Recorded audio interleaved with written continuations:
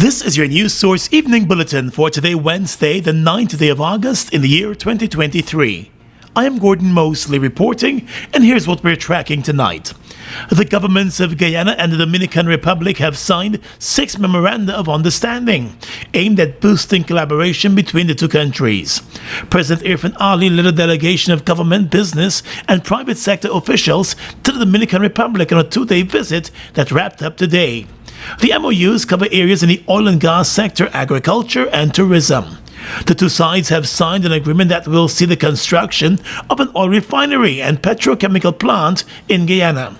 There has been some uncertainty about whether the government will construct its own oil refinery or will refine the country's oil elsewhere. Today, President Ali lauded the signing of the MOUs with the Dominican Republic as historic. These MOUs that we signed today will be positioning us as two countries,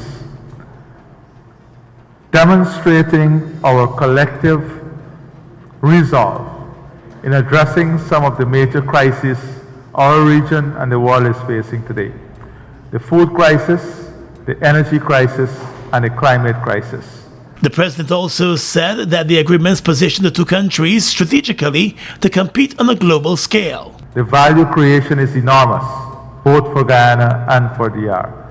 We have, with an investment in the petrochemical plants, we can target not only Guyana, the market of Guyana and Dominican, the region, and Dominican Republic and the region, but more importantly, Northern Brazil. Northern Brazil is a high consumer of agrochemicals. According to President Ali, the agreements will also see lots of jobs being created for citizens of both Guyana and the Dominican Republic in a number of areas. He spoke of the need for the two countries to create one tourism destination, which one of the MOUs will also address. Trade between the two countries is already at an all-time high and is now projected to rise even further. The economic expansion, the market expansion for Guyana, there are a few agricultural products that we're targeting that you have a massive market for here. So the market opportunities, for example, aquaculture. Aquaculture is enormous possibility. We are 4 times more competitive in aquaculture than any other country in the region, including Brazil. The two countries will also seek to boost the poultry industry by complementing poultry production. More news coming up in just a moment. Stay with us. It's been a long time coming. Overdue, some might say, but now that it's here, it will change life forever, and it is here to stay. The future is now, transforming Guyana into the 21st century. Introducing GTT Fiber. Experience internet connectivity like never before. Speeds you deserve at prices you can afford from a name you can trust. Sign up today. GTT Fiber is here. GTT. Together, we rise faster. Oh my lord. I just love to shop in this store. My customers, them gonna love all these things. So many different things in one place. Household items, electronics, toys, stationery, confectionery, exercise equipment, shoes and clothes for men, women and children, school things, costume, jewelry, perfume, makeup. Oh, look the makeup. Giftland Office Max, Guyana's favorite department store.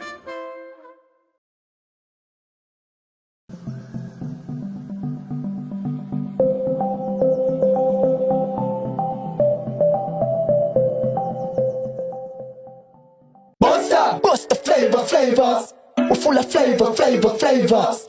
Bust the flavors that me crave for. We're full of flavors. Tell your neighbors about the bust the flavors. Grab a bust the flavors. Yeah, thirst buster. Grab a buster. Bust the flavor, taste the savor. Bust the flavors. Bust the flavors.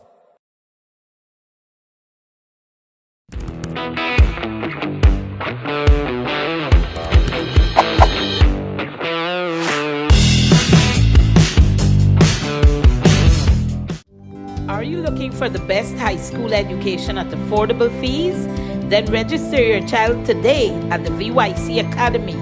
Now enrolling grades 7, 8, and 9 students for the 2023-2024 academic year. VYC Academy, achieving academic excellence. For more information, call us on 227-1013 or WhatsApp us at 613-4806.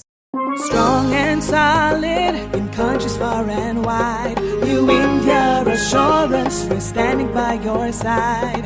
Golden service, half a century and more. New India Assurance, our policies are secure. From the heart of India, we serve these islands. The strength that you can trust, you're safe when you come to New India Assurance Company. Assurance when you need it most. For your home, motor or business insurance, visit New India Guyana office, 58 Brickdam next to Star Computers. Telephone 226-0415-7. Comfortable parking available. Minister of Public Works Juan Edgell has disclosed that a new Wismar-Mackenzie Bridge in the mining town of Linden will cost approximately $35 million. The Public Works Minister made the disclosure today during the consideration of the supplementary budget at the level of the Parliamentary Committee of Supply. Under the financial paper, the government is seeking more than $61 billion in supplementary funding, of which $2.1 billion has been budgeted for the construction of the new bridge across the Demerara River at Linden. Minister Edgell explained that the $2.1 billion is needed to make a down payment or mobilization advance for the design-build project. According to him, the 2023 national budget did not include any money for the construction of the bridge. Edgell said the four-lane bridge will be 220 meters long and will include a pedestrian and cycle lane. In early June, the government announced the signing of 2 loan agreements with the Saudi Fund for Development for the construction of the four-lane bridge at Linden and the development of 2,500 housing units, totaling $150 million. At the time, it was explained that $100 million will be used to develop approximately 2,500 housing units, while the second loan amounting to $50 million will be used for the construction of the Wismar-Mackenzie Bridge at Linden. However, while responding to questions posed by opposition members of Parliament, Valda Lawrence and Annette Ferguson, the Public Works Minister maintained that the bridge is being constructed with the use of local funds. In June, Vice President Bara Jagdeo stated that the government was engaging China Railway Construction Limited for the construction project. Today, the Public Works Minister did not disclose the name of the contractor, although asked by the opposition. He stated, however, that the full design of the bridge will be made public once the contract is signed. The government is hoping to ink the agreement before the end of this year, and the construction of the bridge, according to the Public Works Minister, could take 2 years. The minister responsible for finance, Dr. Ashni Singh, today told the Parliamentary Committee of Supply that a percentage of the $350 million in supplementary funding budgeted under his office will be used to assist the families of the Madhya fire victims, including the survivors. Under this particular line item, in this instance, this additional amount that is being sought, is included a provision to meet the cost of the financial assistance that is being provided to the families of the girls who so tragically lost their lives in Madhya, and to those who were injured in that tragic incident. He said in responding to the devastating incident, the government made a number of emergency interventions, and as such, part of the allocation will also be used to recoup those costs. However, though being pressed for greater details by the opposition member of Parliament, Valda Lawrence, the finance minister declined to disclose what percentage of the $350 million will go directly to the families of the fire victims. This is obviously a matter of, and justifiably so, of great interest and concern. I think as a nation, we all witnessed the horror of the events that unfolded that night and felt the pain, shared the pain of the families thereafter. So it's, without a doubt, the importance of this issue is not to be is not to be questioned in any way whatsoever. But equally so, sir, this matter has been the subject of a lot of discussion in the public domain. And statements have been made by the Attorney General, statements have been made at least by the Attorney General and by the President, no less, on this matter, including, I think, as recently as a day or two ago. And I don't believe there's a necessity, and I have, sir, no intentions of repeating what has already been said. MP Lawrence also questioned the finance minister on the criteria used by the government to arrive at the amount, but none of those questions were answered.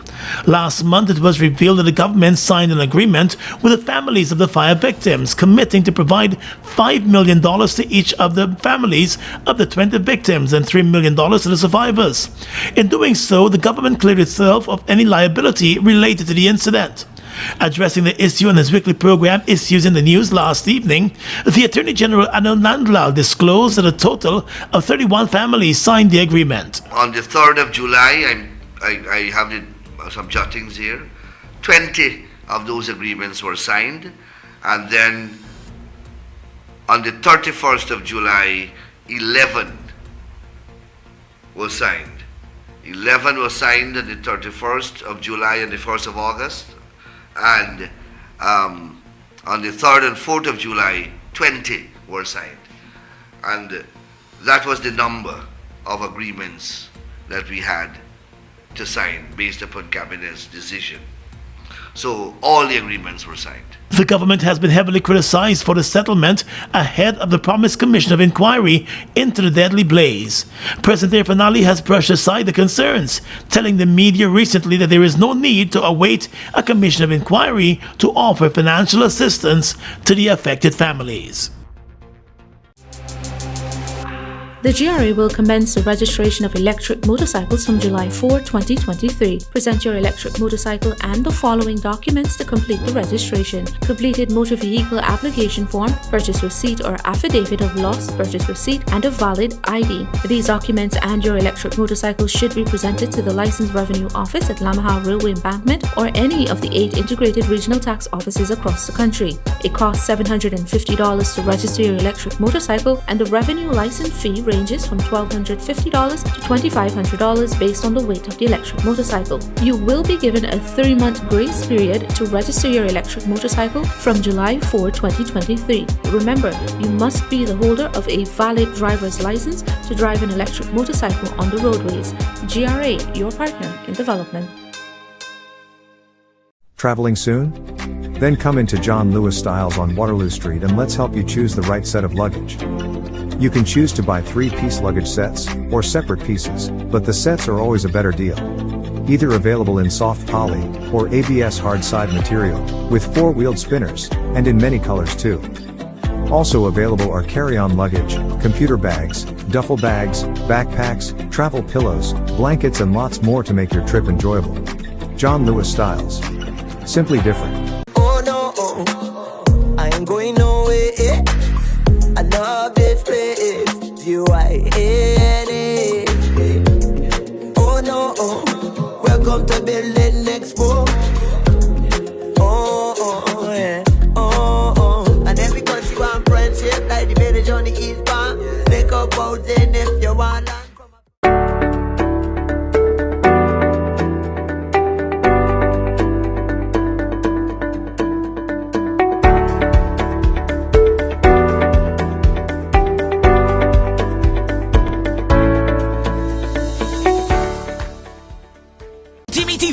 Mackenzie Alumni Association presents official Night of Elegance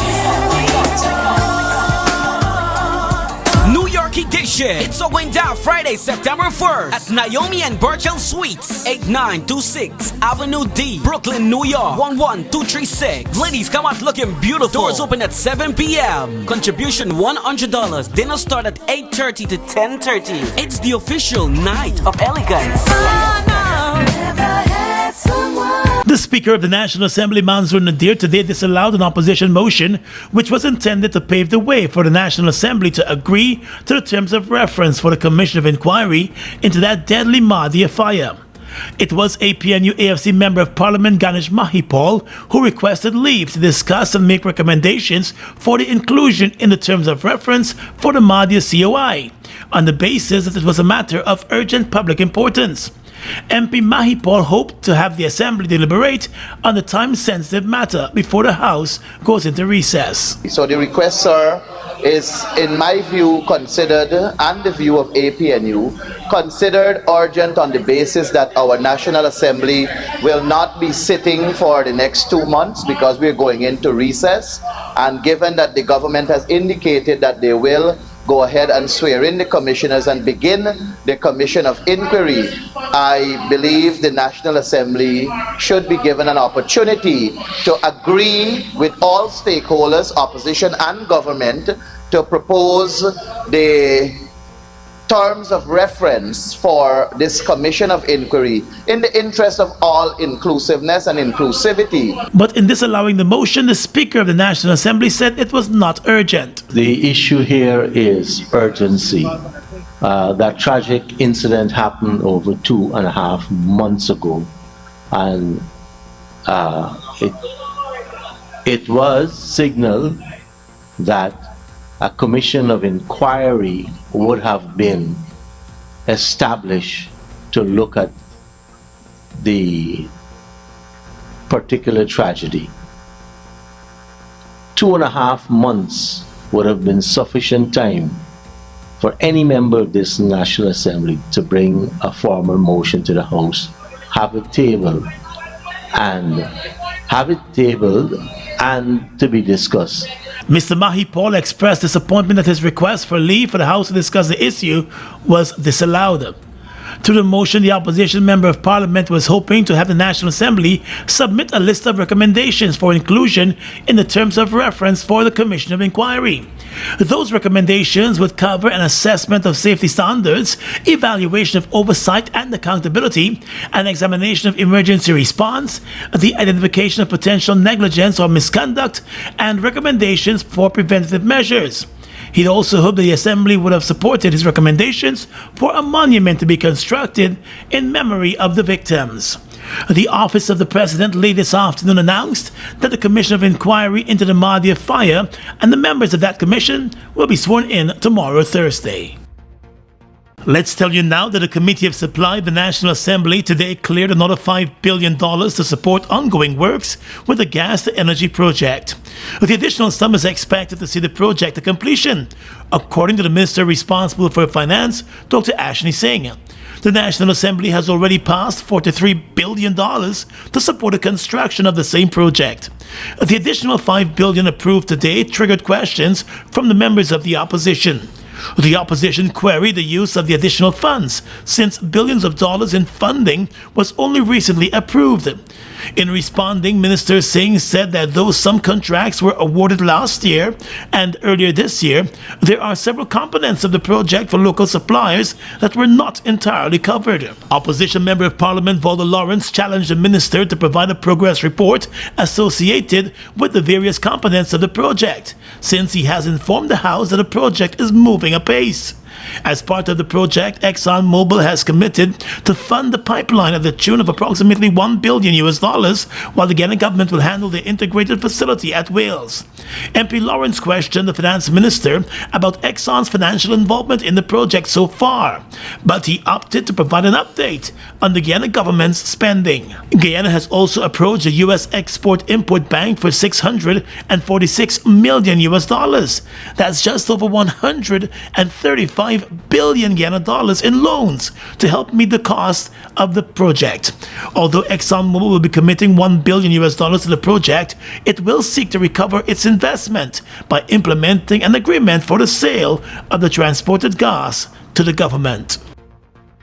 3 days after he was arrested near the Cheddi-Jagan International Airport with 57 pounds of cocaine in his car, Providence and All Boys Town resident Christopher Douglas appeared in court today and pleaded guilty to the drug trafficking charge.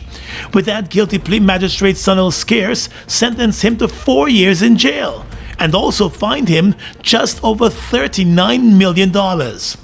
A statement from KANU indicated that its officers were conducting routine operations at the cargo company on Sunday close to the airport when they intercepted a car with a driver as a lone occupant.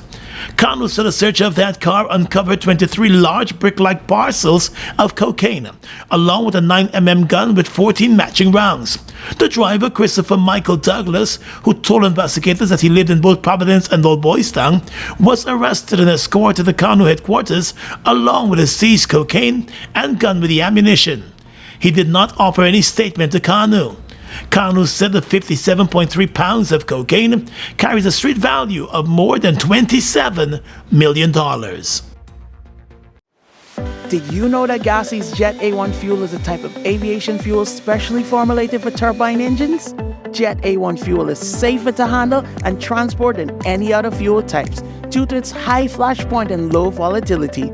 It also boasts a high energy content, enhancing aircraft performance and efficiency.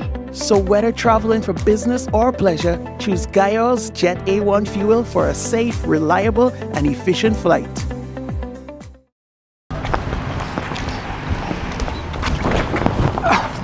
Sorry. Jack? Hey. Boys, where you going with all that speed? Yo, today's the 15th. My NIS contributions are due, and I ain't even get the forms as yet. Hold on. You mean to tell me that you're not aware that all self-employed persons can now make their NIS contributions using the MMG app from the comforts of their homes and offices? Really? I just pay my bills using MMG, Yes, Jack, and the thing's simple. All you have to do is open the app, select Pay Bills, Government Services, NIS, and Pay. They will prompt you to enter your NIS number, the month you're paying for, and the amount. So I don't need to submit any form? No. The only time you submit in a form is when you're making a claim. Wait, I could make a claim too? Oh, no, man. You didn't know that? Yes. All self-employed persons are entitled to all benefits from NIS. Well, except for the industrial benefits. And here's the good part. All of their forms, you can download them from the NIS website. Well, girl, I'm really glad I bumped into you. Anyhow, make sure you pay your bills later. Later? I gotta sit down right here and pay my contributions first. Take care. For further information, please visit the website at www.nis.org.gy, the National Insurance Scheme Facebook page, or your nearest NIS office. Food Max Supermarket, located on the ground floor at the Giftland Mall, is your one-stop shop for all your grocery needs. We stock a variety of imported frozen meat and food products, fresh produce, and pet supplies, freshly made bread. Rotisserie chicken and patties are also available daily. Shop in comfort today at Food Max and let our courteous staff assist you in satisfying your shopping needs. Food Max, the fresh food specialist. It's one of your biggest goals, getting your own home, where memories are made, where happiness lives. You may feel that home ownership or renovation is beyond your reach, but we at Republic want you to know that there's always a way. Ask us about our suite of mortgages. Let's help make your housing wishes come true. Or advise on how the equity in your existing home can finance other dreams and goals. Call or go online to learn more. Look who's in the mix now. The new Buster Soda Water. 0 calories, 0 sugar, 0 artificial flavors. 100% refreshing. Taste Buster Soda Water today. Buster Soda Water. Now available for only $120.